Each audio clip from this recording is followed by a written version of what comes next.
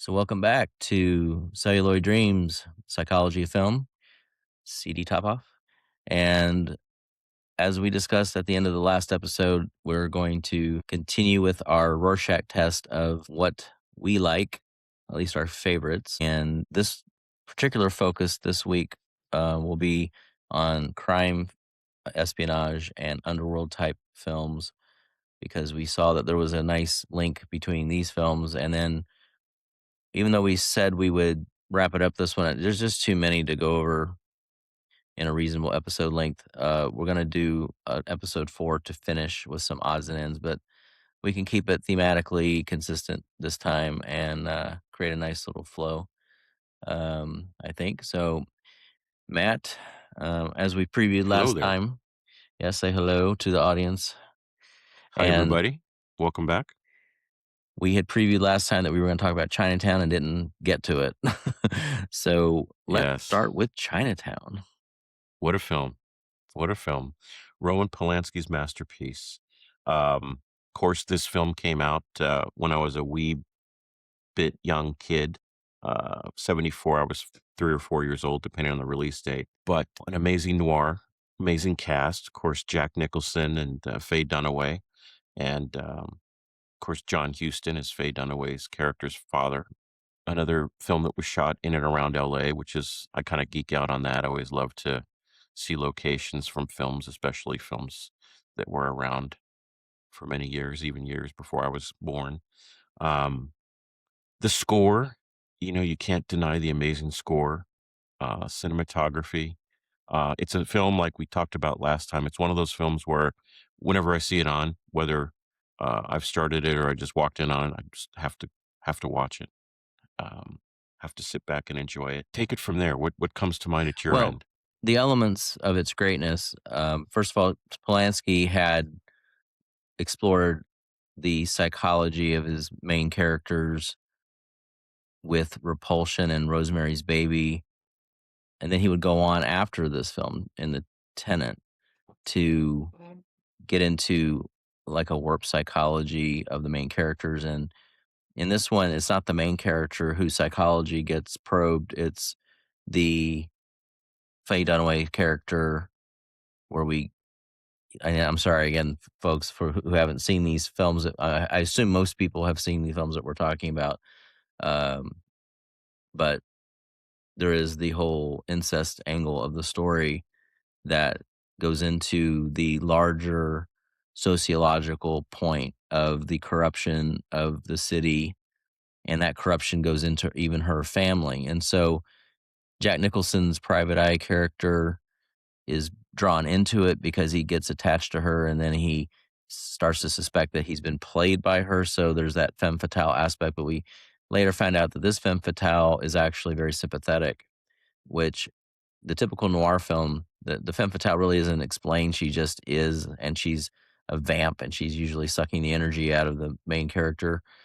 But in this one, more of a neo noir, you don't get that for the results of the bad guy getting their just desserts, or if a person that is bad, who's the main character in the typical noir film, because we know he's going to be punished in the end. On this one, the bad guy gets away with it, and the point of this one is sociologically is there are people that are so rich, so powerful that they never have to pay for the crimes they commit. So it's an entertaining film. It's an entertaining mystery. It's one of the great just dialogue tripping off the tongue scripts, but also the intricacy of its plotting and how it ties together the character story of Faye Dunaway's character, Evelyn Mulwray, and her father, and Jack Nicholson's character basically doing this kind of circular loop to where he thought he was getting away from Chinatown, but he finds out that the whole world is really Chinatown. And there Mhm. again, the underworld becomes the greater world, very pessimistic perspective.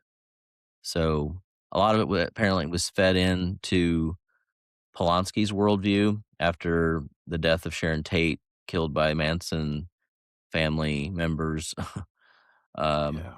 as chronicled sort of in Tarantino's Once Upon a Time in Hollywood. which without the result that ended that film a little bit more uh, uh, with more justice than what happened um, in real life. So um, it really affected him obviously deeply, and he fought for that ending. Robert Town, the writer, fought against it, and now years later, it's been recorded that he definitely felt like Polanski uh, made the right call. It was the right way to end and make it a perfect film. And it's one of those scripts that's studied in film schools, one of those amazing, works of writing that, I know was brought up when I was in film school 30 plus years ago, and, I'm sure you've studied it to some effect in your film history Yeah, in the absolutely. It past. may be the most revered of all revered scripts because of its Yeah, structural and dialogue execution, all of it being perfect. So, and like you touched on, the ending's horrific, just not the ending the viewer expects. right. So, LA noir, a lot of noir films are set in LA. So, but LA noir, in terms of neo noir, continued on with LA Confidential, which is another one of your picks for the top. Obviously among neo noirs, it would be one of mine as well, but not in my top 30. So I'll let you go ahead and Yeah. explore LA So LA Confidential. Confidential, Curtis Hanson's 1997 film. This was one I believe I actually saw in the theater in 97. And it's got an incredible cast. It always cracks me up when I see the one sheet for the film. You've got a big image of Kevin Spacey, and you've got a small image of Russell Crowe and Guy Pearce, even though Crowe and Guy Pearce are the two main protagonists of the film. But it's again the geek in me, the cinema lover in me, loves the fact it was shot in and around L.A., real locations. Very few sets were used, apparently. Um, it touches on racism to a large effect, both with Hispanic culture and African American culture. You've got Russell Crowe's um, character, who's a good cop, but he's willing to do things that are shady to please his superiors. And because he's out for justice, and I think he knows that sometimes a line has to be crossed to get there. Guy Pearce is kind of a political charlatan who plays by the book, but he's also kind of a kiss ass, and that comes out pretty effectively in his character. Beautiful cinematography, um, great supporting cast. Danny DeVito, of course, Kevin Spacey, I mentioned already. Kim He's Basinger. terrific in it. Yeah, how could I forget Kim Basinger, who won the Oscar for this movie? That's right. And she's terrific in it. And I gotta say, Kevin Spacey's death scene in the film is one of the better death scenes that I've seen in cinema history. It's a really shocking but well done death scene. And of course, as he's dying, he gives a big clue out, the name of Rollo Tomasi, that's used to help identify James Cromwell's character as being one of the bad guys in the film. Yeah, that was one of the Um, great twists when Cromwell's character, who he's telling all this stuff to, whips around and basically reveals that he is on the side of the uh, yeah. the antagonists, and that is how we find out. And then Kevin Spacey is as shocked as we are. Yeah, and when Kevin Spacey dies, his character dies, he has almost this part smile on his face after he says "Rollo Tomasi," and then he goes silent and his face just goes still. And it's really it's an amazing death scene. I gotta give Spacey a lot of credit for that. Um, you spent a lot of time in your years at UCLA, and I know they shot several scenes for the film in and around UCLA. There's some landmarks that are pretty famous that are actually used really, really well. So anytime I'm in that area, I try to drive by and see those landmarks that are ingrained in my head from this film. Yeah, Um, it's a terrific script. I think Curtis Hanson was involved with writing it. Besides racism, we got, of course, politics has a big role in this film. Not only within the police department of LAPD, but also within the city yeah. and how the city interacts with LAPD. Um, but it's a terrific film, and, I'll pass it off to hear your thoughts. Yeah, I mean, I would agree. The intricacy again of the script. I wouldn't say that. I mean, the characters a little bit more types, I think, than what we ended up getting in Chinatown. But it does work well for the structure to have Russell Crowe as kind of the force, but not using his brain as much as using his emotion to kind of guide what he does. Guy Pearce is just all brain and not really a whole lot of feeling. So Kim Basinger's character actually kind of points it out to him at one point and about why she prefers Russell Crowe's character. And then you got Kevin Spacey, who most of the film is like, I'm just out to kind of better myself. And he's kind of a Yeah. shyster. And so ultimately, he does find a little bit of a moral code to guide his actions, which is kind of a nice thing. Of course, it doesn't do him any good ultimately, but No. coming out the same year as Titanic with its grandiose, epic proportions, yet sort of suffering under the weight of its script, not really upholding the first half of the film and not really hammering in its greatness until the second half. Except for maybe introduction to the ship with all the wonder of the sight of the big Titanic ship and the way the characters all view it as this marvelous engineering feat. Yeah. But LA Confidential is a well-oiled machine all the way through, and it's hard to even describe all the turns that it takes to get to its endpoint. You'd have to kind of just rewatch it again and then say, "Oh yeah, that's how that led to that. That led to that." Um, I think it was Brian Helgeland who wrote the script. Mm, Um, and it's really nicely assembled with all of its complexity. And some ways, I don't know if I would say that Titanic's a more perfect picture than it. It's just a bigger, more ambitious picture in terms of scope, right. and that's why it got all the accolades. But in terms of being just totally nailed, this film I think is more nailed for that year. I agree, and, even back in '97, I was a big fan of James Cameron's work, so I wasn't necessarily disappointed when Titanic won as many awards as it did, including Best Director, but as we look back on it now, I mean, I have to say LA Confidential is a far superior film. Titanic had the budget to deliver some eye candy, some real spectacle, but, LA Confidential, really great characters, great, situations those characters are put into, more of a far intimate film. It's just a great ride from start to finish. Really witty dialogue, really terrific performances. So the grittiness of LA Confidential stems though from another film off your list a little earlier, Mhm. predating even Chinatown. So, The French Connection.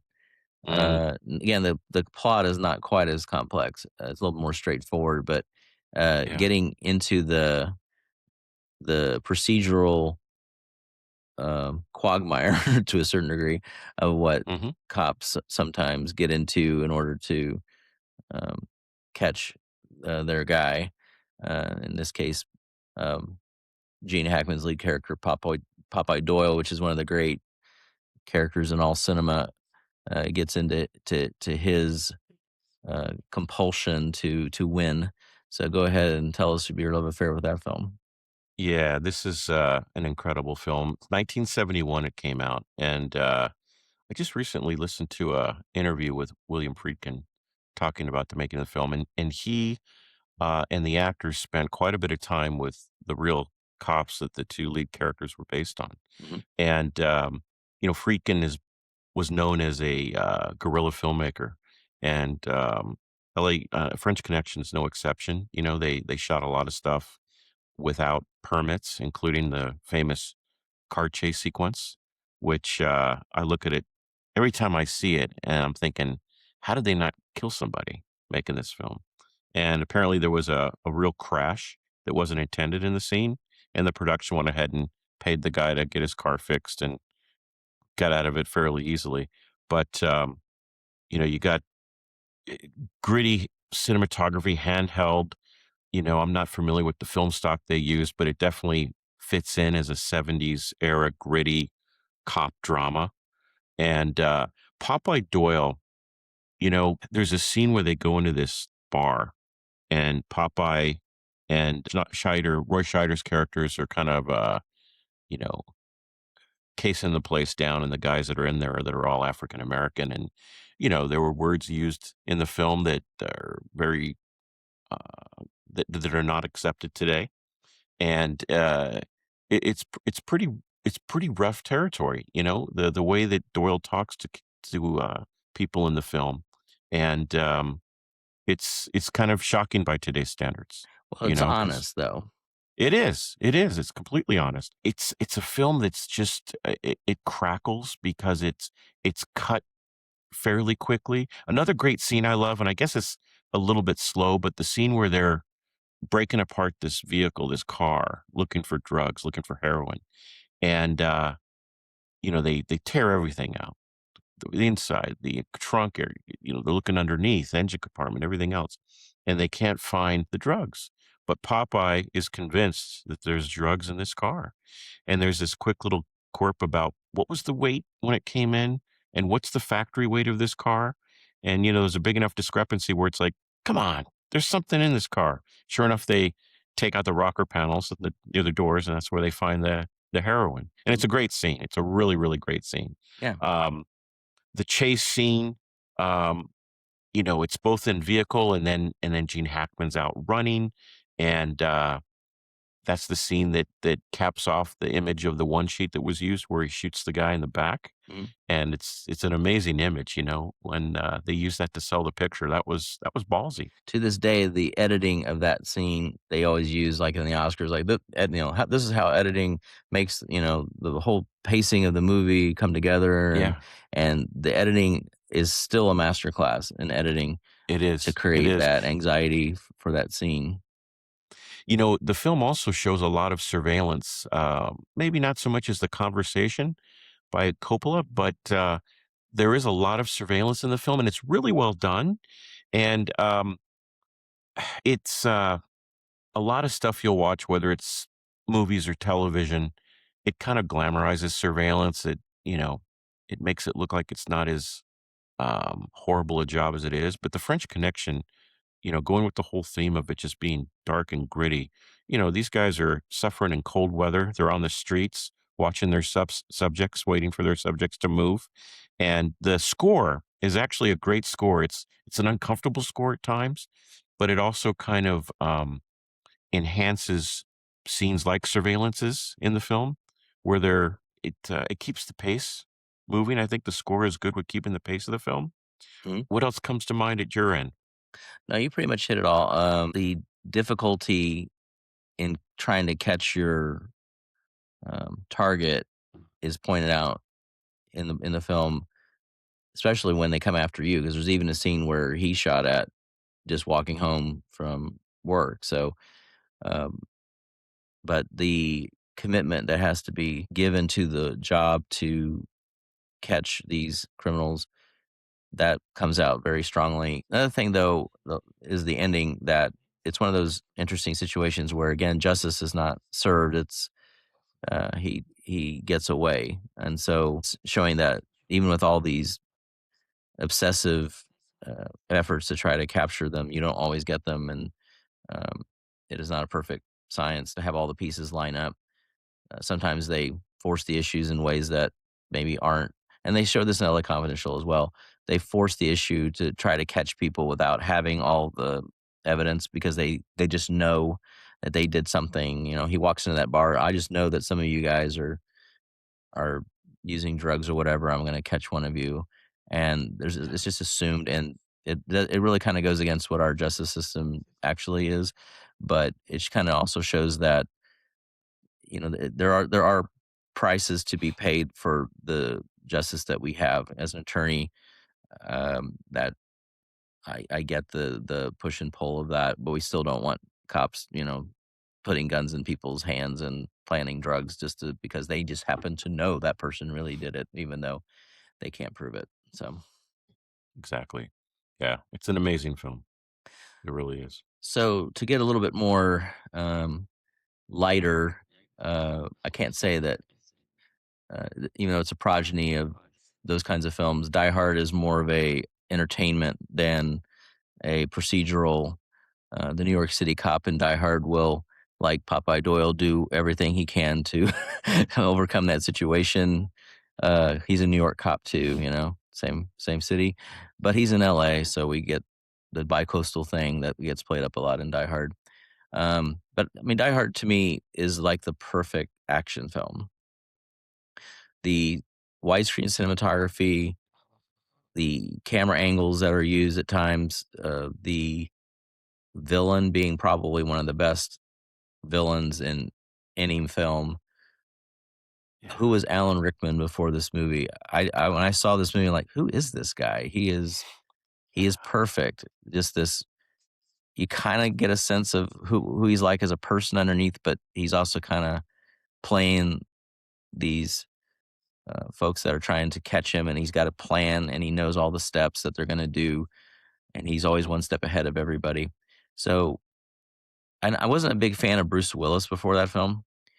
I Still agree. am not the hugest fan of his kind of wisecracking, but just kind of seeing him go through a bunch of crap and just reacting to it like, John, what the fuck are you doing? He's about ready to jump off a building with a fire hose wrapped around his waist. I mean, just the humor of it. And this is something we'll talk about later, that in the 80s, humor becomes uh, essential to sort of take the edge off some of these extreme things. French Connection is pretty humorless, but in the 80s, even our most dramatic films had to have layers of humor to sort of take the edge off. So Die Hard had that perfect blend, and there's some fairly absurd developments toward the end of the movie that maybe I could take a half a star off of for it, but I don't care. I mean, I Yeah, personally just love, the execution that John McTiernan did, making it like Predator, a film which is far better than it should have ever been. So, absolutely. Yeah. It's Die Hard is one of those slick action films, but slick in this case is not a bad thing.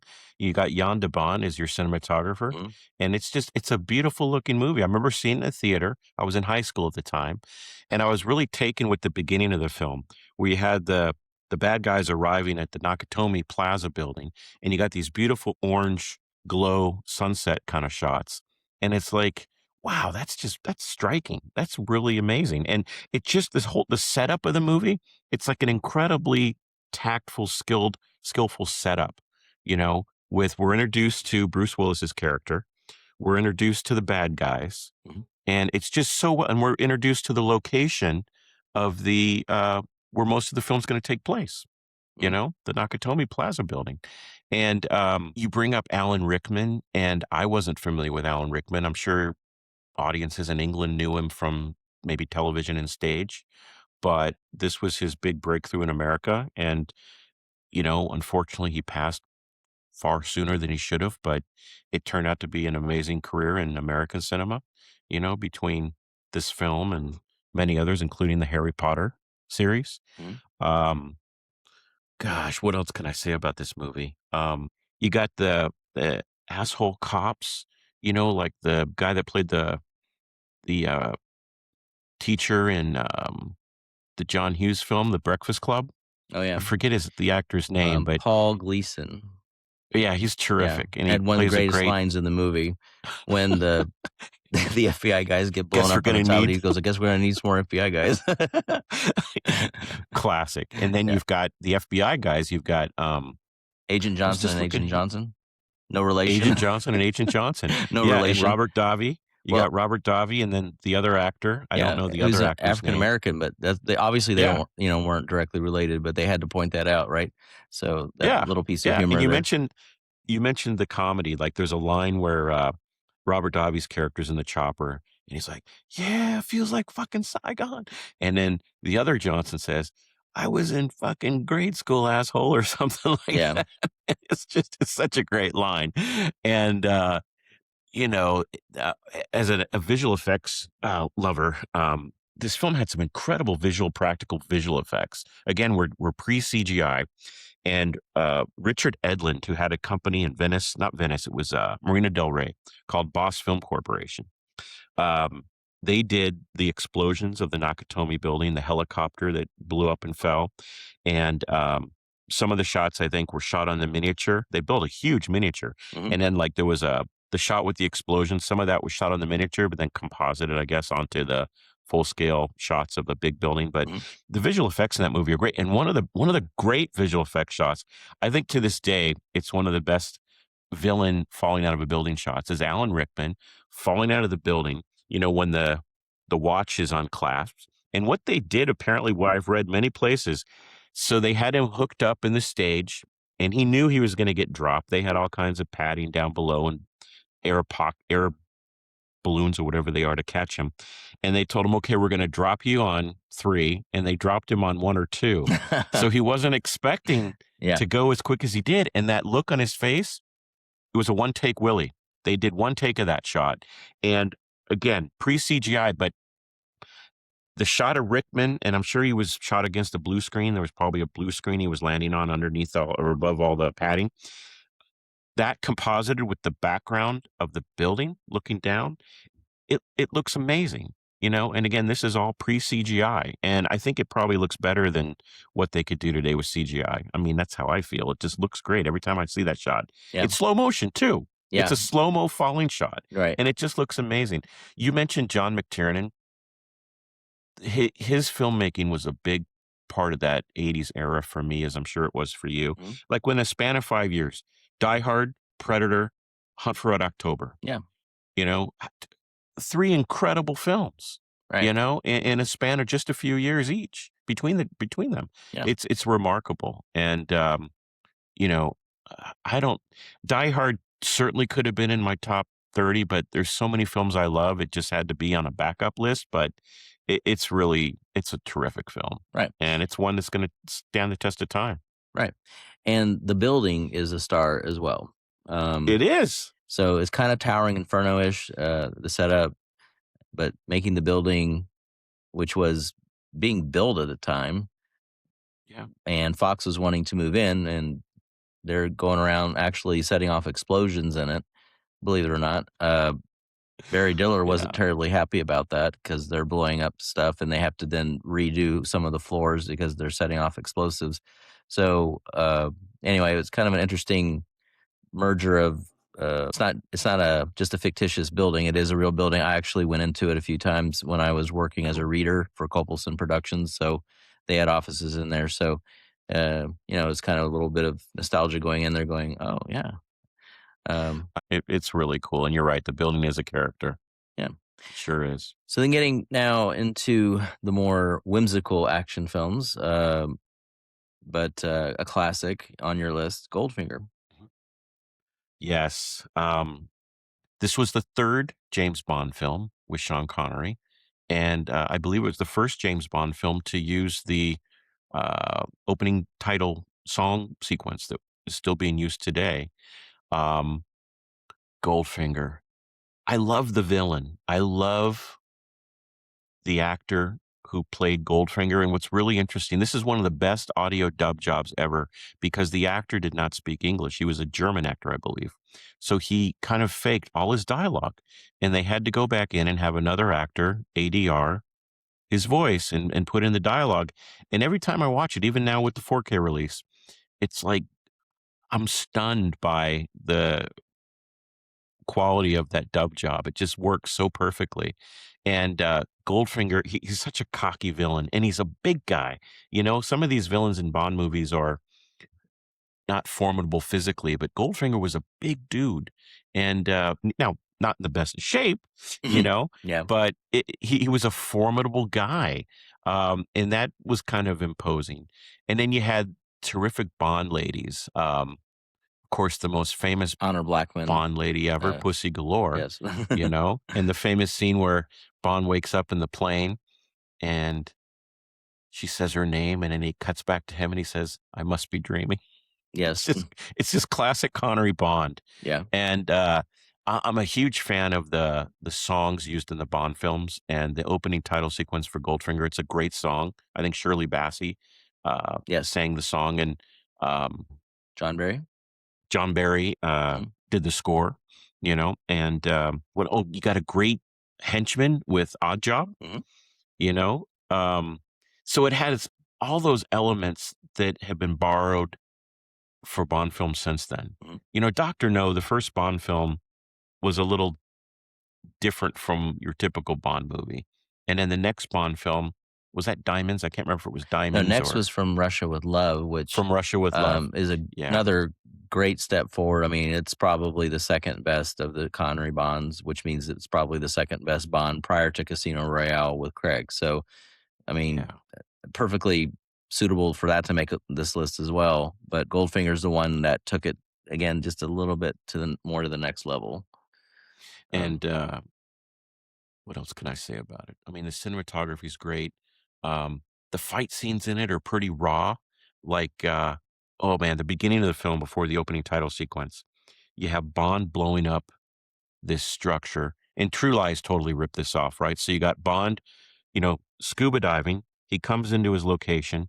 He gets out. He's in this black suit, looks like a wetsuit, whatever they made it out of. And he sets the explosive off. Boom. Then we see him unzip and take off his wetsuit, and he's got his tux underneath. Perfect, right? It's not wrinkled or mhm, anything. yeah. And of course, Cameron borrowed that for True Lies, Hmm. which was effective in True Lies too. And then he ends up meeting with this lovely lady, and bad henchman comes in to interrupt their good time together. And Bond has a nice little it's quick, but it's a really raw fight. It didn't seem choreographed. It just seemed kind of raw and really good energy. I don't have a problem with the choreographed stuff, like with the John Wick stuff. I mean, it's beautiful to watch, but the Bond fight scenes with Connery films there was kind of an animalistic rawness to it. And then you get the great line where um, Bond looks down at the ladies, is about to walk out. Shocking, positively shocking. Oh, After yeah. he knocked the heater lamp Yeah. to shock the bad guy in the bathtub. So Yes. it's just what a start to a And film. where Yeah, would Arnold be with his little Arnoldisms if it wasn't for the James Bond little quips? this Yeah. is true. Yeah. He wouldn't be back. Maybe not. So, do you have any He thoughts about Goldfinger? Well, I mean, I pretty much hit it there, but I wanna put it into a historical context because Mhm, there would be many that would say, "Well, come on, Casino Royale, Skyfall, they're more," well, except for James surviving, falling off a train, football field height into the air and somehow surviving that fall, into the river. But, a lot of it is grittier, a little bit more. Bond is a little bit more roughed up yeah. than Connery. Connery just sort of walks through kinda above it all, that Mhm. he's gonna get through it. There's not a lot of drama to it. May be like, "Oh, how is he going to?" But he's going to, and sometimes he gets through it because of happenstance, honestly, here and there. Or it's because, Yeah. he's able to turn the woman because of his great sexual prowess, and she just helps him out in the key time and saves his life. Right. So there's a lot of it's a little silly, but I mean, they're classic. And again, if it appeals to you, the original classic version, I mean, I have to say, I would definitely take anything by Sean Connery except for maybe Diamonds over just about anyone else's for the most part up until the Craig films. I mean, there's an argument to be made for On Her Majesty's Secret Service being Mhm, better than some of the Connerys, just that it's mhm. a little bit more drama focused, not so action plot driven. Right. Um, I know you like Spy Who Loved Me in terms of spectacle, Oh, it's kinda big. I do. I do. Um, Yeah, and I love that. That's my favorite, Roger Moore Bond film. and, But each you go ahead. mentioned go well, I was gonna say you mentioned, Daniel Craig. Daniel Craig's Bond had vices, he Yeah, definitely had a lot going on upstairs, and then we saw him turn to, substances to help him survive mhm, and mentally get through what his job entailed. And, Connery set the standard of kind of the tongue in cheek, but then Roger Moore kind of took it even further. And, way further. you know, the Roger Moore Bond films are pretty ridiculous, but I have to say I just love Spy Who Loved Me. So go ahead. I didn't mean to cut you off. No, it's fine. But yeah, I mean, I personally, at this point, just putting things more into perspective, I kinda lean more toward Casino Royale and Skyfall overall. The Yeah. Vesper Lind, subplot is something that they wouldn't have come close to in terms of the depth of and the Connery and prior, other subsequent Bonds after that. So that, I got to give it points for pushing real drama forward as opposed to this kind of silly espionage that the Bond films are really about. But I mean, Goldfinger is, it's kind of, what are you going to say? It's a perfect piece of its time with the level of sophistication that people had about intelligence at that time. It was something that everyone just latched onto as a cultural iconography that you have to put it in its place, and you have. So, Yeah. 1964, yeah, many years before I came along. right, And, it was the shagadelic 60s, and it was an ideal film for that era. yeah.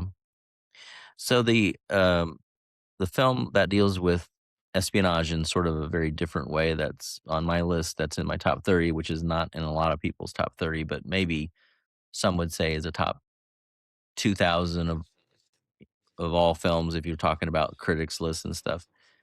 Something like that. I don't know the exact number, but Marathon Man, I think, is actually an underrated film. Mm-hmm. Um, William Goldman wrote the screenplay based on his novel. Um, I when I first saw it in high school, I didn't quite wrap my head around the complexity of some of the turns in the story, but there was some things I caught on even at that time that resonated with me even more later in life. The main character, Dustin Hoffman's character, Dustin doing his method Dustin thing, really get digging in and making this a real flesh and blood person. Here's a guy whose dad was basically taken down by the House Un-American Activities Committee investigations in the 50s and kills himself. This is not a spoiler. This is pretty early in the story. And I mean, he's obviously a Jewish character. Um, and while he's a student studying the era that his dad was killed by as a student at Columbia University studying that history, writing a thesis on it. His brother, meanwhile, is working for some unnamed intelligence agency feeding stolen diamonds to a former Nazi who's giving up the names of his compatriots in Germany during the war. And so it gets into how our government conspires with these criminals to get information it needs. And believe me, folks, this happened after the war for sure. That a lot of the networks of information that we were doing to get communist, uh, you know, plans and data and all kinds of things like that are through some of these connections through our enemies during the war. So obviously, we've talked about the space program. They've dealt with it in various productions over the years. How I think James Michener's Space, which was turned into a TV series, dealt with the V2 program, was basically brought over to our space program to create our rockets. So basically, this is kind of a reality of it. It's not a gimmicky agents doing stuff to stop world devastation by some secret organization. This is kind of based in a reality of intelligence and how it kind of works, even though they come up with some ways to kind of disguise it into intelligence agencies that have no particular name. But the setup of this, though, is we get probably a somewhat problematic casting by today's standards, having an English actor play a German angel of death who uses dentistry as his way of experimenting on people and coercing information in a scene which apparently was much longer in the original cut. And when they screened it, according to Barry Diller, who went and saw it, people were walking out getting angry at how bad they were, I guess, having, uh, these post traumatic recall of their own dental procedures, watching him drill into the teeth of Dustin Hoffman's character. So, I yeah. believe it. So, but anyway, great performance by Laurence Olivier, all the same. Great performance by Dustin Hoffman and Roy Scheider, who comes up again here, playing his brother. That's how it ends up tying in that even though he's an agent, there's a family connection, and they create this whole setup to where the whole Jewish mistreatment by the Nazis becomes a personal story and a sociological story within the narrative framework. So I think it's an underappreciated script. It's pretty complex, and all the themes actually come together very well, including even why it's Marathon Man, because ultimately Dustin's character is on the run, being chased by not only a Nazi but government agents who want to keep their deal, and he ends up becoming kind of a Jewish Avenger at the end. I don't think people necessarily tie that all together, but it is kind of like the end of Raiders of the Lost Ark, as we discussed before. It's kind of, you get a little bit of a Jewish revenge fantasy at the end, that's set up in the story. So I don't know why this film isn't more respected. Been a long time since I've seen it. Of course, my biggest memory of it, besides the performances, is the dental phobia thing. Mhm. And I know my mom and dad saw it, and I remember whenever it's come up in the family, it's like my mom's like, "Is that the one with the dentist and he's drilling on Dustin Hoffman's teeth?" Yeah, mom, that's the film. That was horrible. I can't watch that movie. So that's definitely a memorable sequence and quite a way to torture someone too, Oh yeah, especially if you're not numbing those teeth and gums before the procedure begins. yeah, And even though it's been a while since I've seen it, I seem to remember the drilling scene going on a long time in the theatrical cut. The torture was prolonged there, so I can't imagine what the original director's cut was like. right. Well, apparently it was a bit rough. It sure so sounds like it. yeah, and the acting styles. We'll get into talking acting styles when we go into our little short film course of 5 or 6 episodes. Method versus the traditional stagecraft. That obviously Laurence Olivier from the stage. Dustin Hoffman was definitely method. So the story goes, and who knows how true these stories are when they come out, but does that Dustin would, in the method, he would just start running around the block to get all sweaty and worn out, to be stressed out in this scene when he's being tortured. And Lawrence is waiting on him, going, why can't the boy just act? But everybody's got their mechanism of getting into the. And it worked well for each of them for what they each had to do. But arguably, I think Dustin's Yeah, performance, he had to be a little bit more emotionally invested, and he certainly sells it. So that's a physical performance. yeah. All right. So moving into your list again, another film which is an honorable mention of mine. I love it. Honestly, it's sort of a high point of crime film, even Mhm. of the oeuvre of the director himself, Michael Mann, is Heat. Mm, yes, I saw this in the theater when it first came out. So we're looking at 1995. And I was a big fan of Miami Vice in high school. In fact, I hate to admit this now, but I used to dress up like Crockett and Tubbs. Hmm. And more importantly than that, though, as a cinema lover, I was really fascinated by Miami Vice and, watching the credits and like who's involved with this program. And so through that, I became a fan of Michael Mann's work.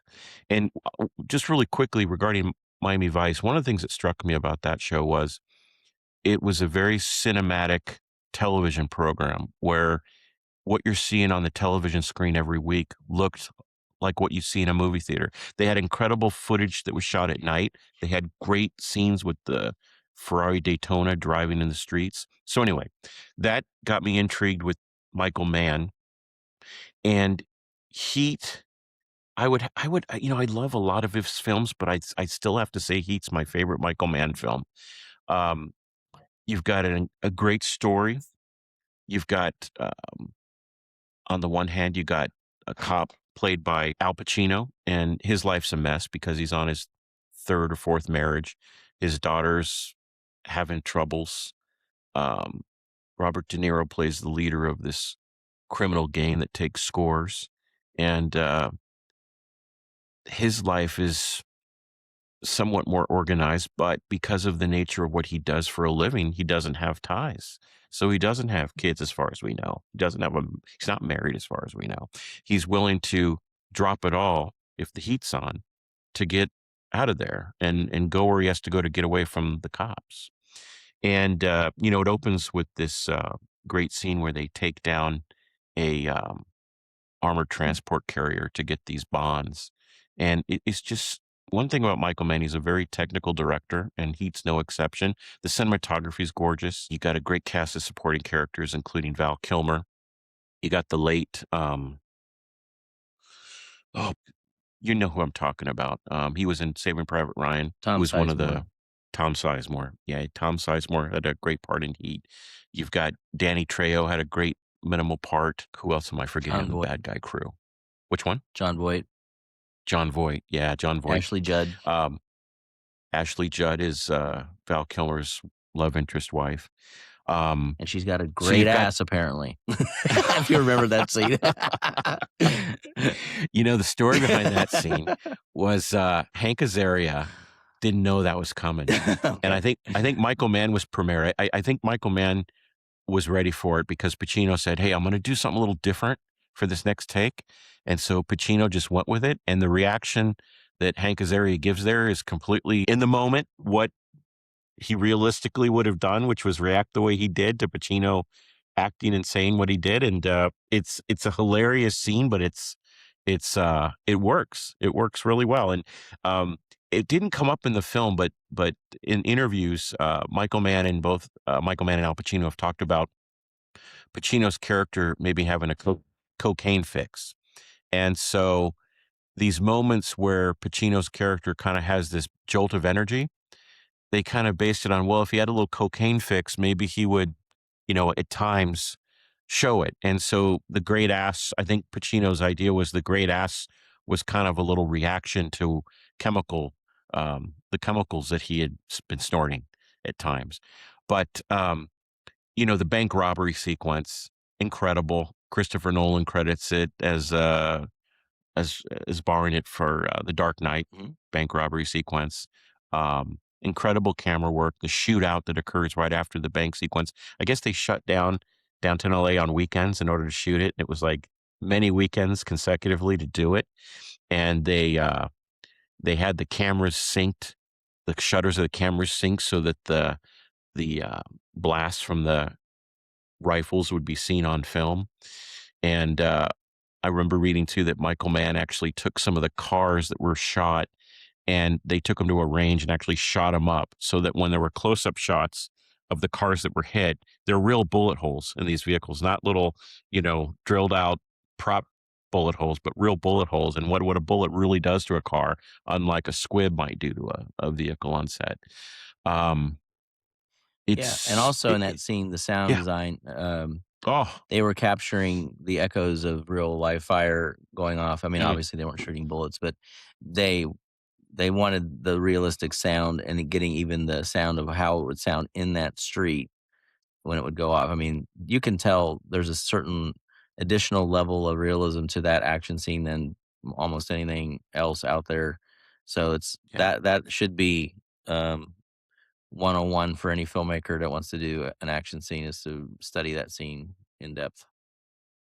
I love and this is a Michael Mann thing too, the use of music and the use of score, you know, um, Passengers, the supergroup with members of U2, And there's Brian a Eno. song they use in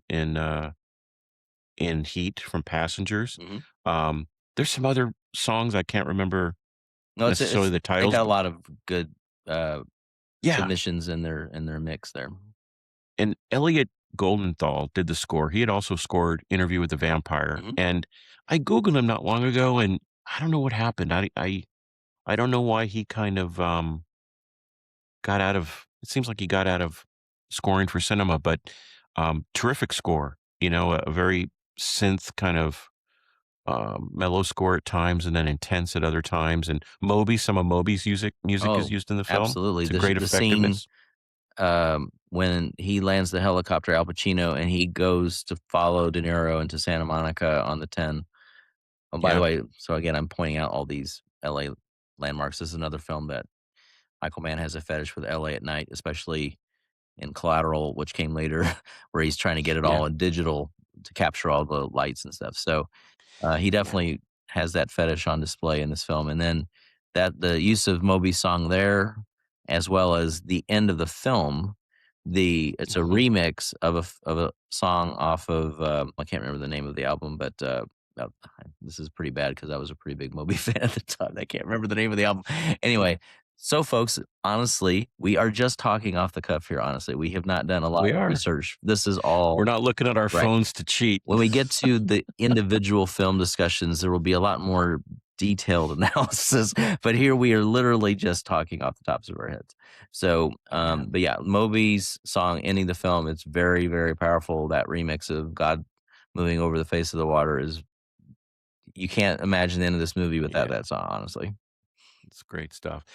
You mentioned Michael Mann in Collateral and the use of Los Angeles. I remember reading where Michael Mann, in preparing for both films, he would spend weeks driving around LA in the middle of the night just to get a feel for the city and locations and what the city feels like and what goes on at night in Los Angeles. And both films really, you can tell that he picked locations that really do kind of highlight interesting places in Los Angeles.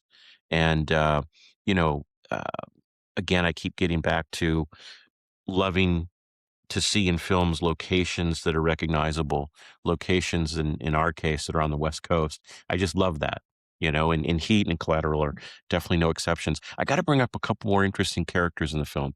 You mentioned John Voight, who plays this kind of, I believe he's a cop who's also kind of on the take. And so he has inside information with law enforcement, Hmm. and he also helps sets up these scores Hmm. that De Niro's crew takes. Um, then Henry Rollins from Black Flag. Henry Hmm. Rollins has a really great role as a heavy for William Fichtner's investment banker character, Hmm. and William Fichtner's terrific in it. He had a brief role. He also had a really brief role in The Dark Knight in the bank, but both really believable. And even though the roles were minor, they did a great job and added to the atmosphere of the film. Yeah. Yeah, and he definitely has an atmosphere. It's slick. Um, the shootout is just violent. The sound design you mentioned makes it even all the more intense and violent.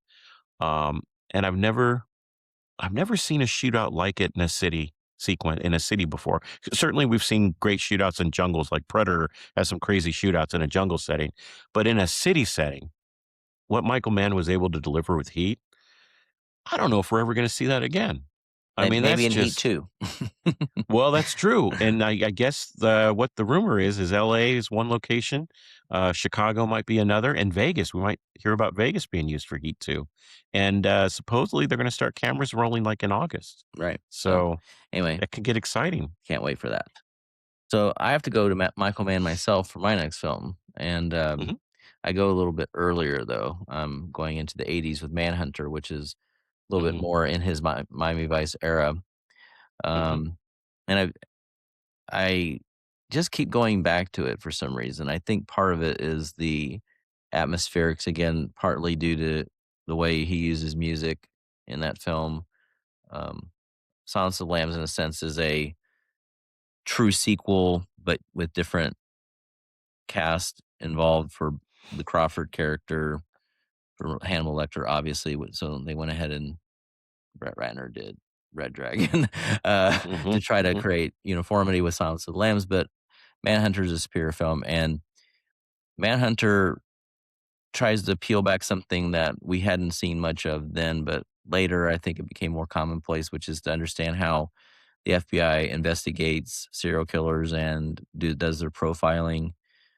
If you want to see more about that, watch the Mindhunter series about loosely based, I think, on the actual FBI agent upon whom Crawford's character is based, who provides mhm. commentary, I think, on the Silence of the Lambs.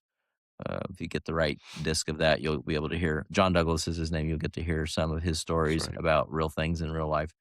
But Manhunter really went there first. So I have to give it credit for that, as well as having Michael Mann's sensibilities in terms of the look and feel of his style.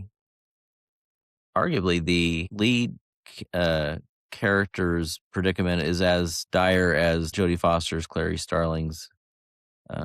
He's gone through a situation where he nearly died, uh, basically getting close to Lecter and was psychologically scarred by his effort to try to enter the mindscape of Lecter to catch him.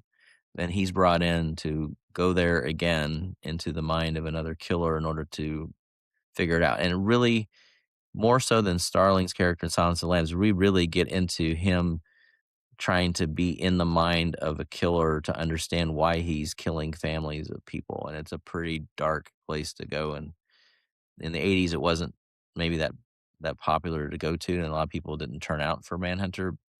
So I think this film is highly underrated.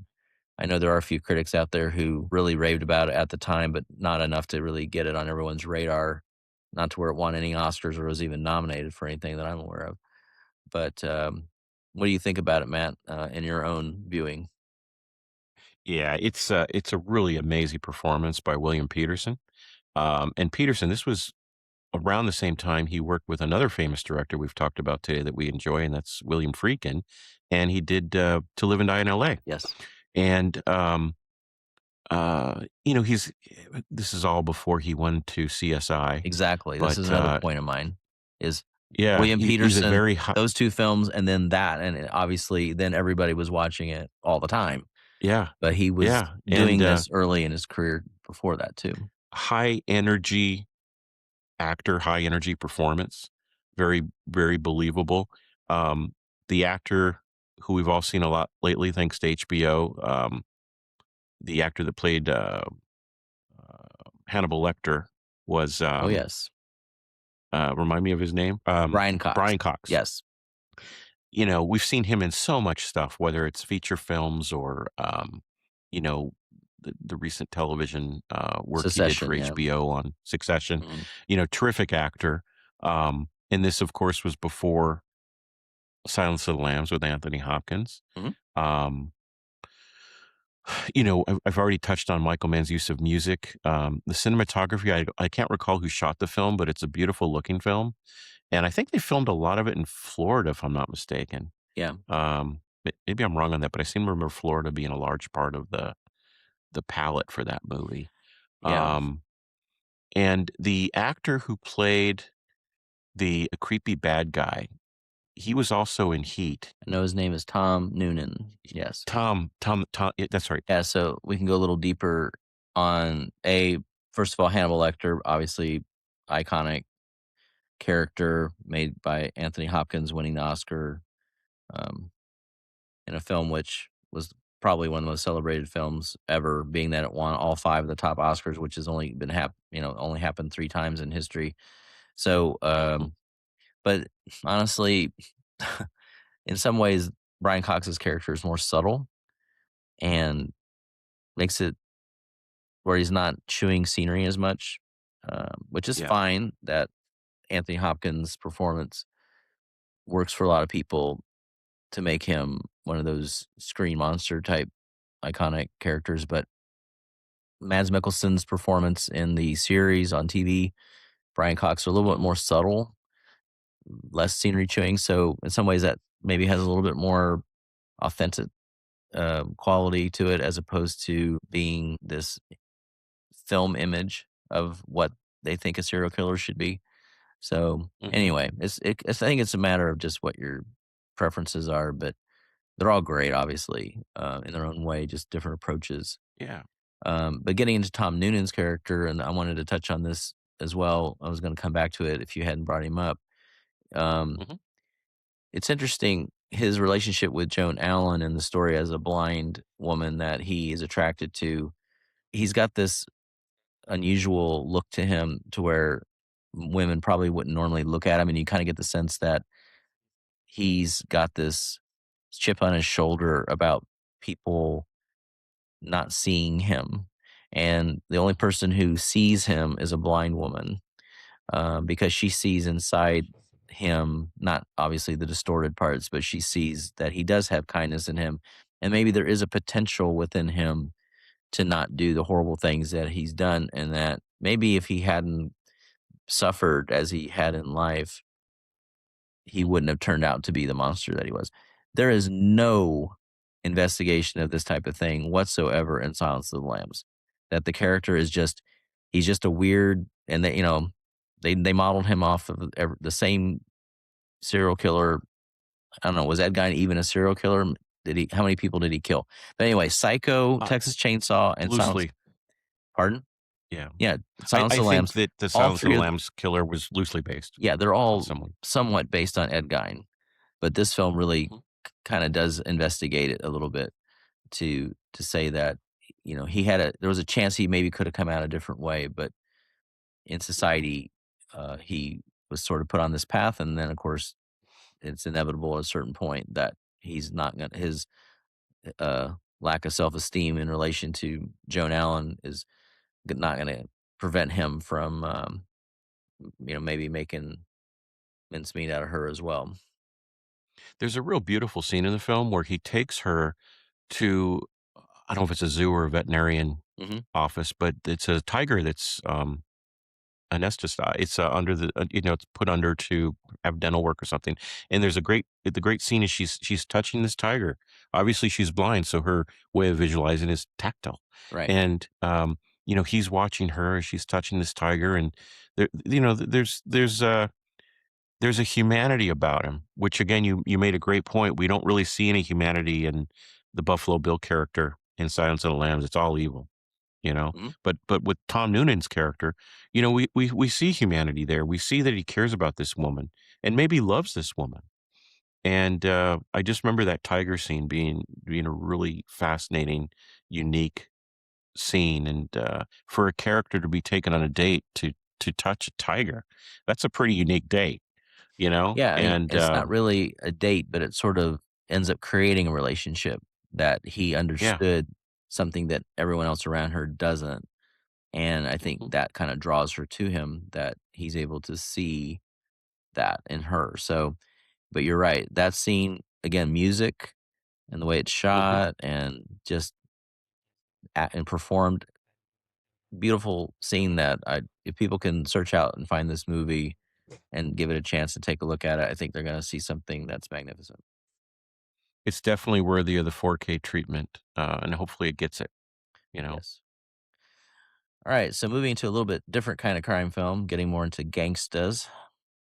Mhm. Um, obviously, Warner Brothers films from the '30s, you had your Scarface and Public Enemy and things like that, but Godfather kinda changed what everybody thought of as gangsters, and suddenly everything was a little bit more prim and proper with, family nobility and all this kinda stuff, and it was time for someone to bring it back down to earth a little bit, and who better than Martin Scorsese? Yes, let's see here. Goodfellas.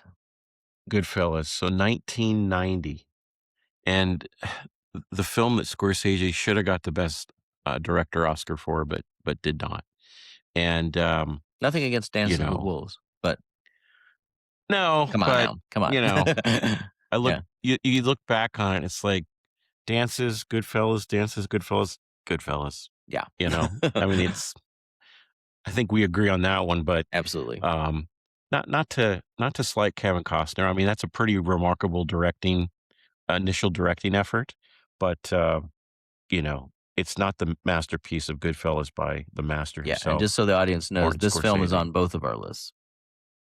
It is. It is. Yeah. And, boy, you got an incredible cast. You've got, the amazing editor, Thelma Schoonmaker, working with the great Martin Scorsese, and it's got that famous one shot, where he takes her on a date, and they go Oh, from that's the just back one of door many down in tracking shots in this movie, but that shot is the famous one when he goes into the bar. I'm sorry, yeah, and yeah. through the nightclub, through the kitchen, and then out into the room. I Um, know there's a lot going on in this movie, and you got your characters that are all mixed up in it, and, it's based on Henry Hill's story. Was it based on a book? yeah, the Was book the was called screenplay based Wise on Henry Guy. Hill's book? Yeah, Nicholas yeah, Pileggi, who co-wrote the script with Scorsese, yeah. and yeah, the street level mafia is there's nothing that glamorous about it, when it comes to what the work is. They give you some tastes of that, and they also give you a taste of the high life that they get with the money they've got and the influence. So, but a lot of them are pretty ground, ground level guys that are just this is their meal ticket, and so, um, and then obviously with Lorraine Bracco's character, you've got the women who know what they do and like, well, this is the way they're gonna support me, and they kind of go with it. So it explores the Yeah. families and the connections that begin from a young age on the street, and then I mean, Scorsese himself has said he's got family who did some of these things. An uncle, I believe, he himself probably if he was a more substantive person in terms of health, he maybe could have entered that, but he was sick, I think, a lot and spent Mhm. a lot of time indoors where he couldn't go out with others, and so he became more cerebral and creative, and that created the director that has seen the harshness of the world, but has a refined view of it to where he can channel that experience and show the ins and outs of that lifestyle. You know, it's interesting how the film portrays the effects of drug use on Henry Hill and the paranoia that sets in. And there's this amazing sequence near the end of the film, and some great music too, where Henry and Lorraine Bracco's character are driving around and constantly looking up in the air at a helicopter Mhm. that's following them. Yeah. And it's not long after that that they're apprehended by the FBI. But, you know, Scorsese's always been known for incredible editing, again, with his editor, Thelma Schumacher, and the use of music with sequences. Yeah, And the I can't needle remember the name drops of in the. this case. You're talking about rock songs from the Stones Yeah. and Yeah. many others. So, I mean, he's got the music, the camera Hmm. move, the cuts, all of it is pretty much in his head as he's shooting it. There's no way you can shoot some of these tracking shot and the coverage that he's doing without having those moments figured out. I mean, there's a shot where like I think the needles like skips across a record while the camera like moves in on his face where he just got through snorting and he's like got this wild eyed look on his face, and the cutting Yeah. picks up speed during this part too. So you with the music and everything and all this happening, you can't help but yourself feel energized by how all this is moving, and you feel that paranoia because the You movie do. is like really taking you there. Yeah. Yeah. Another sequence that stood out to me was the execution of Joe Pesci's character when he thinks he's going to get made. And it's cross cut between that, him getting whacked, and then De Niro's character on the payphone asking how it's going or how it went. And he learns that his buddy's been killed. And then De Niro has this incredible reaction where, you know, initially it's subtle, and then he grabs the phone and starts smashing the payphone. Yeah, And and it's again, really a another beautiful. one of those move ins with the camera where Yeah. where you get that the power of that moment. So, yeah, I Yeah. mean, this is filmmaking that Y- is just so masterful in terms of how he directs all of this. It is. It is. You can't say enough about this film. Yeah. You Then really you can't. also have, these, experimental narrative structures that they're throwing in using breaking the fourth wall, and, I mean, they're just Mm, using narration through so much where Henry's just telling the story to mhm, the audience the whole time, you know, not worrying about just the information dump that they're doing, but and then at midway through the movie, you get Lorraine Bracco doing the not maybe not midway, not quite so far, but she does the mhm. narration for a while, explaining her point of view. And at the Yeah. end of the film, you have a few shots of Henry looking right at the camera, walking towards you, which is another Mhm. thing that Scorsese did in Wolf of Wall Street with Leo's character at times. So I mean, Mhm. he's just freewheeling everything, and somehow it all just masterfully falls into place and just works. Yeah. So, Yeah. It's a masterpiece, yeah. you know? Yeah, I think It's we could talk about it for weeks and still not and still have more to say well, about it, and we might get you a know? chance to just focus on this one at some point. Sounds good. Yeah. That S works for me. so, other films with mobsters, you have a couple more that Mhm. made your list. Apparently, you like the subject, so go ahead and talk about your Yes, I next 2. do. Well, do you mind if I jump down to, Brian De Palma's Scarface? That's the one I was thinking Or do you about. want me to. Okay, so we're talking 1983. So 1983, I was a teenager. I, uh I believe I saw this in a theater, and it was one of those situations where no one under 17 is admitted without a parent, For good and cause. it's like my buddies and I, Oh my god. we had no problem getting in for Scarface or RoboCop or anything else of that era that was R-rated. I remember the opening sequence after the title sequence where we got Tony Montana being interrogated, and they're asking him about the scar on his face, and they say, "Where'd you get this scar? Eating pussy?" And I'm like, I remember sitting in the theater going, "Whoa, wow, I've never heard talk like that before." You know, what's this all? This is an adult film, Mm. and it's my favorite Pacino performance. I think Pacino's even said that his favorite performance is Tony Montana too. And I know a lot of people critique the accent, but when you've seen him in The Godfather, and a decade later you see him in this, and it's like, is that the same actor? I mean, I have a hard time believing it's the same actor. The Tony Montana character is so over the top, and but at the same time, he's also very humorous. And in addition to the violent nature of Tony Montana, there's a very humorous side to him that comes out in his interactions with Michelle Pfeiffer's character. Mhm. Um, and holy moly, man! This is in that era, like with Miami Vice, where I was really digging, you know, the shows about drugs, the films about drug dealers, and Scarface fit right into that. You had a really great score by Giorgio Moroder, I believe is who did the score for it. And of course, there was music being used too, in addition to the score. Um, the oh, geez, probably the most standout scene was the chainsaw scene. That And made an you know, impression on me.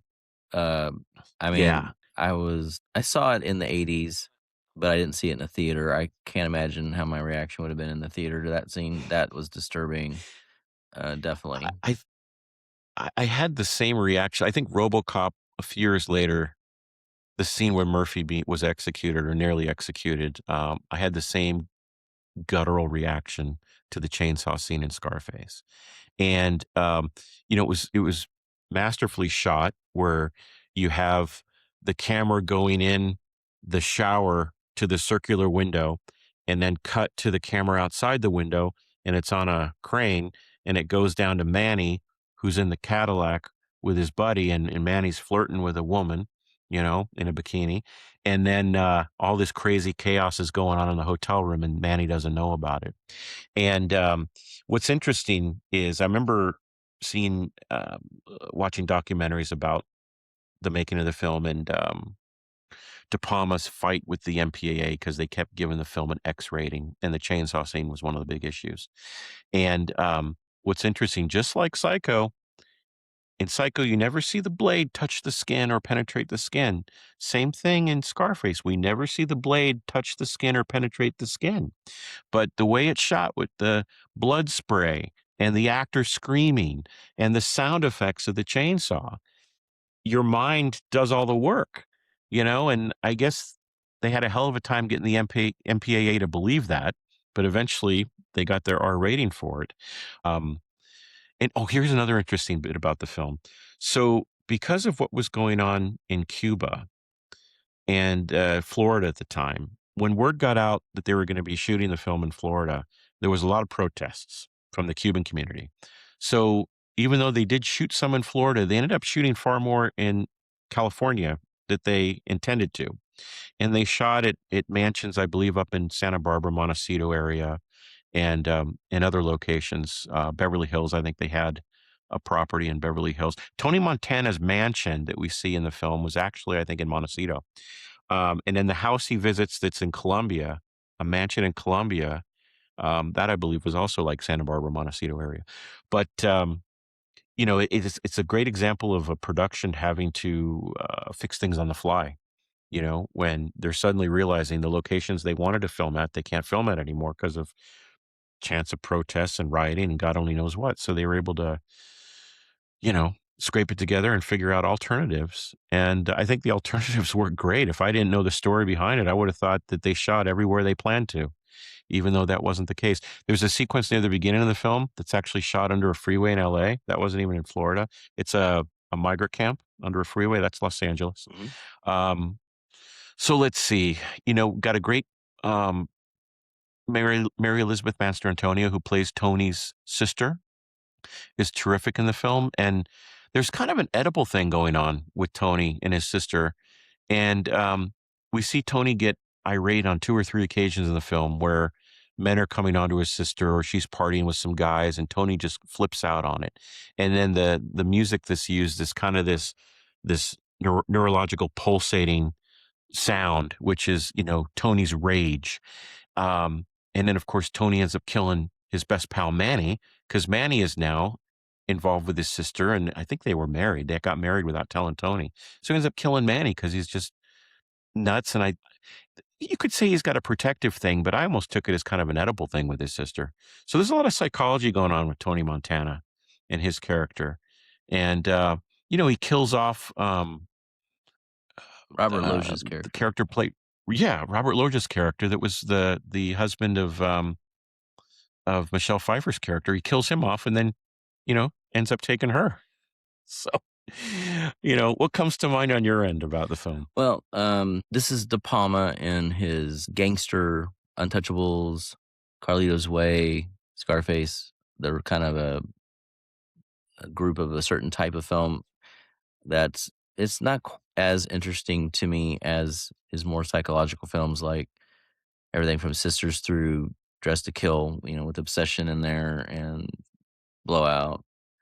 Um, so that to me is the more substantial contribution to psychological cinema than Scarface. But Scarface has had a bigger cultural impact than any other De Palma film. It's interesting because it's such a broad, almost caricature of a gangster that's just all about hitting it big and being on top. And while there are people like that, obviously there can't be too many of them, otherwise they would kill each other off. But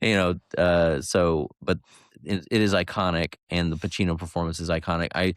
I'm a more subtle person in terms of what I gravitate to. So Pacino's Godfather performances to me are I put a little bit higher in my own appreciation than his performance in Scarface, and the level of vulgarity also in Oliver Stone's screenplay that is on display. I mean, Goodfellas approaches the number of uses of the F word that, but there's something a little bit more, um, like you said. I mean, bringing up uh, uh, the line about oral sex that there's a certain vulgarness about Tony and even the approach of the story that is kind of unapologetic about it. That it's got to be a difficult one for people that are a little bit sensitive to these things. But there's a lot of people out there that just say, "Hey, man, this is the way it is out there." So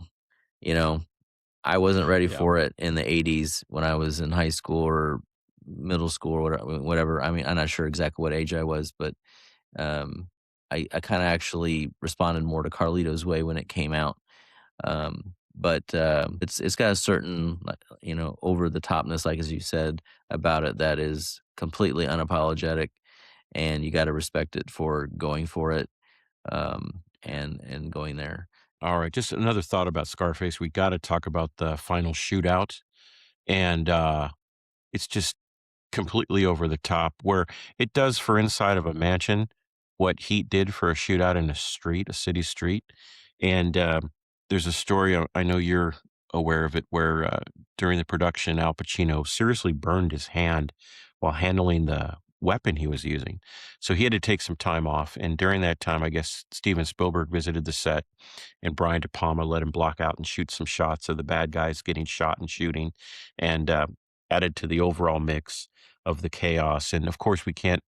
We got to talk about the quick shot where Tony's in his office. This is before he gets his AK-47 grenade launcher, whatever the hell it is, where he has this huge pile of cocaine on his desk, and he just, puts his whole face right in there and snorts up. It's just so over the top, but fits the character and fits the film. It's a completely hyperkinetic character of Tony Montana, and the film is just a hyperkinetic, view of the drug world in this guy's realm, this realm that he lives in. So, there you go. That's my Yeah. last thoughts on Yeah, Scarface. for Oliver Stone, I mean, it kind of, uh, sets the stage for, when he goes into Natural Born Killers and that excess that he kinda wrote, uh, it out in the early '80s and then actually got to direct it, a little over a decade later, but it was always there, I guess, in his filmography. Yeah, Oliver has a lot going on up here. Oh, yeah. Well, definitely. So, anyway, so the a little more subtle, um, Underworld approach was given in another one of your selections, so tell us Yes. about that one. So, um, let's go from Scarface then to Road to Perdition, Sam Mendes' 2002 film, and, this is a favorite film of mine because, it focuses on, father-son relationships where you have Tom Hanks playing an adopted son of, Paul Newman, and Daniel Craig plays his biological character. So there's this interesting dynamic of Paul Newman preferring his adopted son to his biological son. Right. And Daniel Craig does a great job in this film. It's an unbond performance. It's a very cowardly performance, very dark performance from him. And I believe this was before Casino Royale, if I remember right. Yeah, it was. Mhm. Yeah. Yeah, Really, this really was most remarkable. people's introduction to Craig in American audiences Yeah. because I think And maybe they saw him in Layer Cake in Britain, maybe around this time. I don't know, that could be a little after, I suppose, too, but go ahead. he was also in Spielberg's Munich. And I Okay. think that was also prior to him. That was just before, like a year before Casino Royale, I think. But so you got Daniel Craig playing this jealous biological son of Paul Newman's Irish mobster. And another great performance is Jude Law, who plays this uh, hitman who also has a side hobby of photographing people that are dying or dead. And one of his perks is when he kills somebody, he wants to be able to photograph the bodies and keep the pictures. And Jude Law does a really great job. He's done some interesting things with his appearance, and the dialect he uses is really interesting. We have beautiful cinematography. I can't recall the DP at the time, but also we have a great score by Thomas Newman. It's actually one of my favorite scores by Thomas Newman. It's kind of Wasn't this haunting. another film that was shot by the same DP as American Beauty? That could be. That wouldn't surprise me, being Mendez is the director. Right. Yeah, it's beautiful, beautiful cinematography. Well, you have the bottom line of film is Tom Hanks's son witnesses a murder, and then it's decided that Tom Hanks and his son need to be whacked because the mob family worries that the son's going to spill the beans on what he saw. And so it becomes this road film where Tom Hanks, who's kind of estranged from his son, the oldest of his two sons, and of course, we need to add that Tom Hanks' wife and younger son are murdered by Daniel Craig's character. So his oldest son in here on the road, it's kind of it becomes a road trip film in a way, and the two of them have their differences, but as the film goes on, they become closer as a father and son, and it's not a pleasant ending for Tom Hanks' character, but what um, what we realize is that he dies knowing his son is not going to become like him, because at the end, his son has a gun pointed at Jude Law's character. He's already shot Tom Hanks, and he couldn't do it. So Tom Hanks ends up killing Jude Law, and the son says to his dying father, "I couldn't do it," and Tom Hanks dies saying, "I know," but it's a kind of a relief in his voice. So he dies knowing that his son's not going to follow in the same path as him and become a gangster and a mobster. And so the film, despite the death of his father, the film kind of leaves you with a sense of hope. And anything comes to mind about it? I mean, to me, the main thing about Perdition is the craftsmanship of Sam Mendes and his I actually just took a moment to look it up. That I was gonna bother me if I didn't look it up, but Conrad Hall shot it because Mm, the framing is like the adaptation of a graphic novel, and I think it actually is, right? Because I I mean, think going by so. memory, Yeah, that this was a graphic novel that was adapted, yeah. and it's just so precise in the visualization of the story that um, American Beauty has some of that quality as well, but this is even more so. I mean, the story there was nothing in American Beauty that would make you think that Sam Mendes would try to tackle this type of story, but it showed that he could still bring the same approach visually to a completely different type of film Mhm. where you're not dealing with satire and humor of a dark nature. You're dealing more just with the dark side of a period setting, not even modern setting. I mean, he really changed genres entirely here. Yeah. I guess we could expect that he would jump into other genres successfully as he did later. Of course, 1917 being another cinematographic masterpiece of, the whole single shot, even though it's masked edits, but it seems like a single shot through the whole film. Mhm. So, um, or with one break, of course, when the character gets knocked out in the middle of that story. But Yeah. yeah, I mean, this the the way it kind of with that period classic feel gets into that whole noir mentality of no escape, and then, like you said, you get hope for this character that he can't escape from following in his father's footsteps. It gives you that the world has for this character to not get stuck in that reality, which is a little bit of a more idealistic approach than what you get from noirish type gangster type movies. One last thought on Road to Perdition. There's an amazing sequence where Tom Hanks executes Paul Newman and his character and some other henchmen, and it's all about the lack of sound. So we don't have any sounds of the machine guns doing the job. We have rain, and we have Thomas Newman's score, and it's just beautifully crafted, shot beautifully, edited beautifully. The score is perfect, and it's a really emotional scene because essentially he's killing the man that raised him. He's killing his father, Right. and it just fits perfectly with the film what we've seen before and after it. Just a beautiful sequence. Yeah.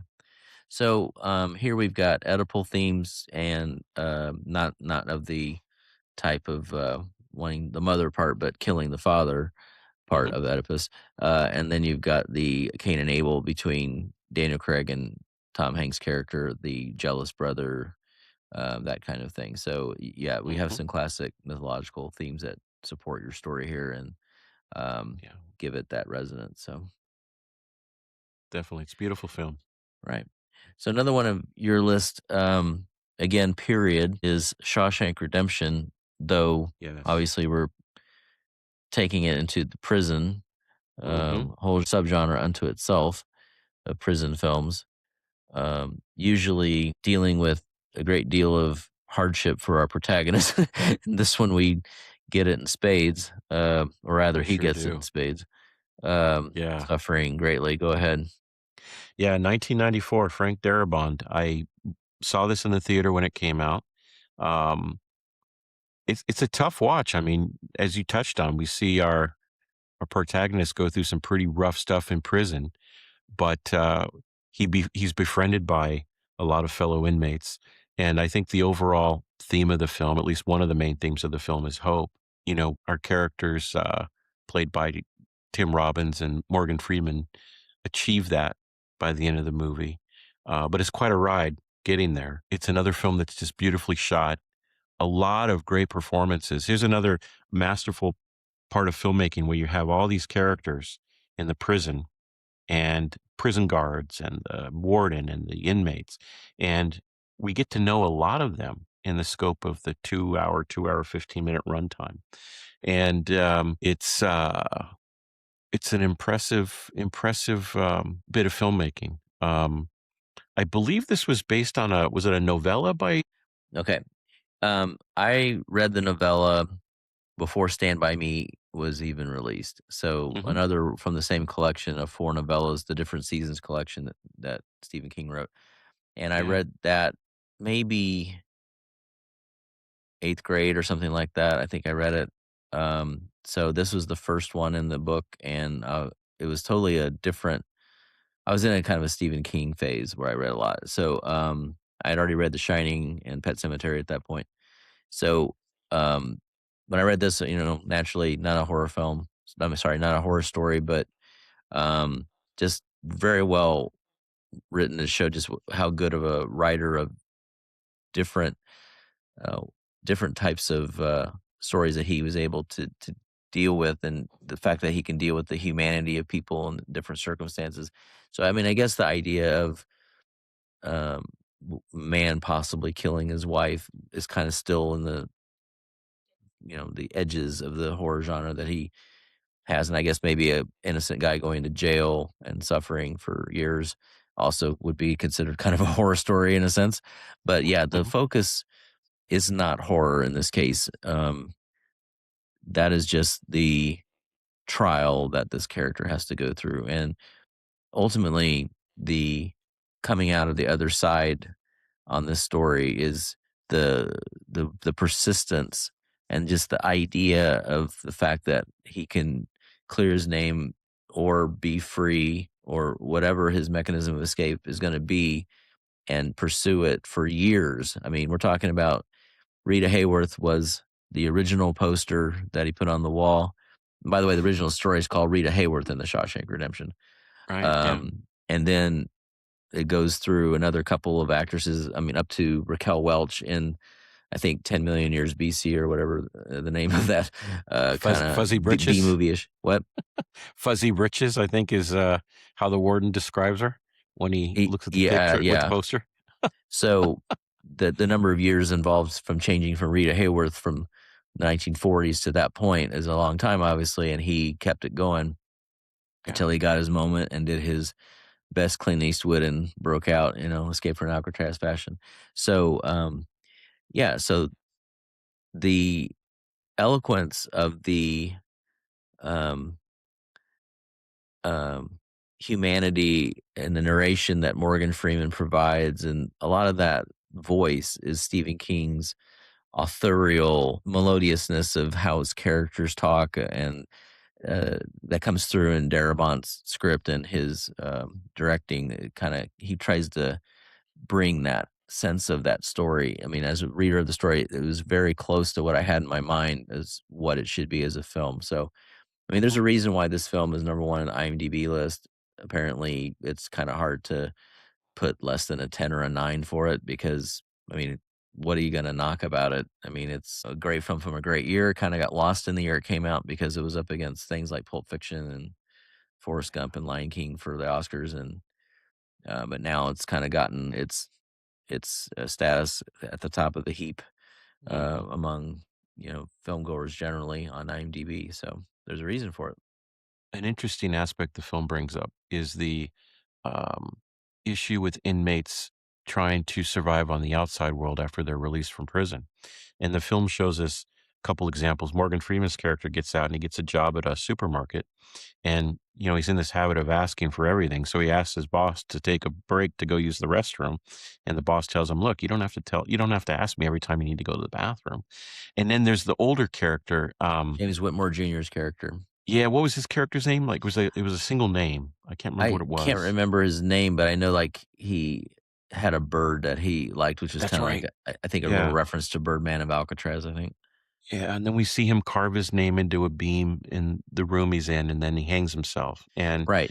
That he little mini story in itself is enough to where that would make a moving movie, but it's just Mhm. one vignette in this movie that Yeah. by itself has such power. And so when you get to that point where Morgan Freeman is going through a similar process, but doesn't end up with the same fate, Mhm. it has that much more moving quality for the viewer that this could have been him if he hadn't been given the chance that Tim Robbins' character provides him.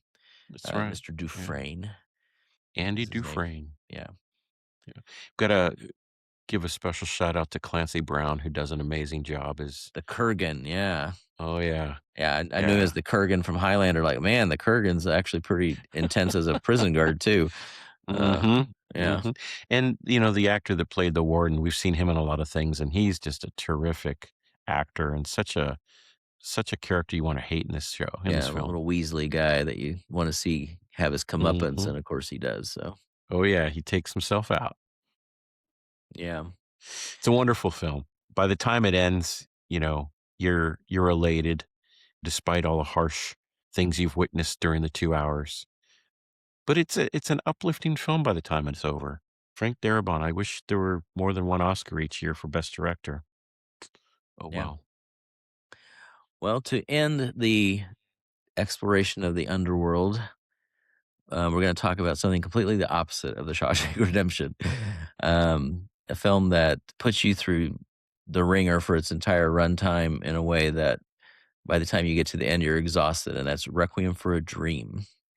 So, so here we are in Celluloid Dreams, this being a film that, goes from the elation of the highest of highs of being on in the case of Jared Leto's character and Jennifer Connelly, and one of the Wayans, as one of their friends who's riding the high with them, being heroin, and then Jared Leto's mother, Ellen Burstyn, getting hooked on diet pills. You get the sense from this film that they're trying to extend the idea of addiction to what we all have, one way or another, is an addiction to something.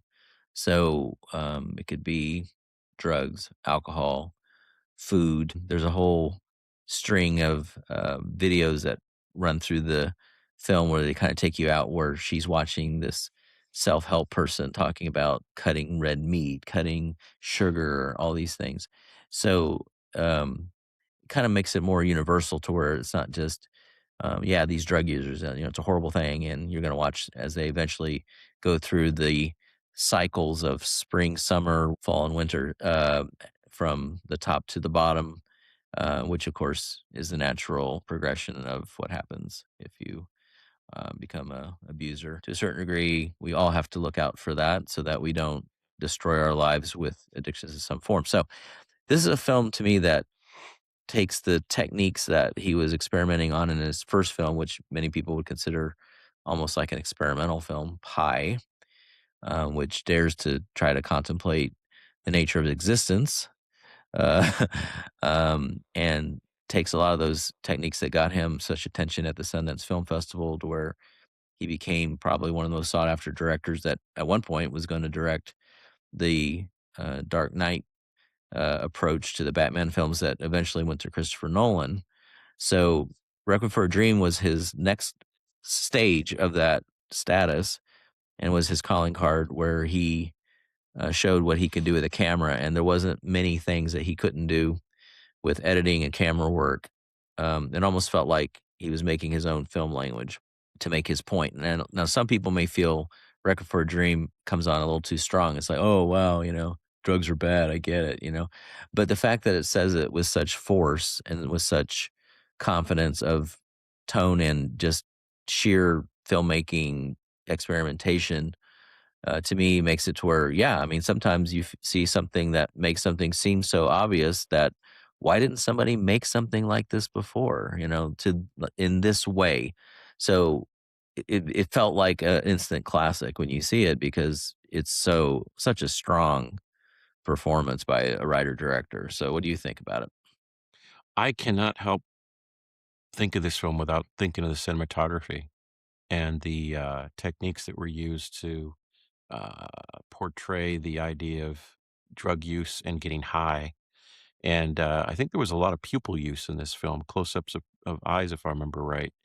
Yep. And, the concept of you touched on it already, but the concept of addiction and vices is an interesting one, and we all have our vices. Well, now, granted, most of us aren't subject to alcoholism and drug addiction, but, from personal standpoint, I mean, I'd be lying if I didn't say I had a food addiction. And there's other addictions out there. I mean, some people spend too much money. Some people are hooked on making too much money. That's their vice. So we all have our quirks as human beings. We all have our quirks, whether you want to call them a vice, an addiction, or whatever. We're all subject to something that's um, going on inside. Some people are addicted to exercise, and they exercise too much to the point where it's too much strain on their heart, you know? So sometimes addictions that seem like they're good things on the surface could be detrimental if it's done in an overdose setting. But it's a fascinating film. All right, so we've gone through the Underworld. We got some odds and ends for other films to pick up in our final episode of this track before we go into the way film techniques affect us psychologically as we go through and explain whether it be the editing that we see in Requiem for a Dream to the tracking shots in Goodfellas and The Shining and the way that filmmakers use visual style and pacing. And one of the things in Requiem for a Dream is definitely those fast edits of just cut, cut, cut, the steps of uh, getting high, the pupils Yeah, dilate, like you say, all of those shots put together like in Psycho in a fast edit that creates mhm, a certain rhythm that creates that momentum. So, yeah, I mean, we can get into all the different methods for all these films. We will individually at some point, but first we're going to introduce everybody to them. But, we still want to finish our Rorschach test and let you follow along to get to know us a little bit better one last time as we wrap it up in the fourth episode of this process. So good day very to good. you all for now, and we'll see you at episode 4.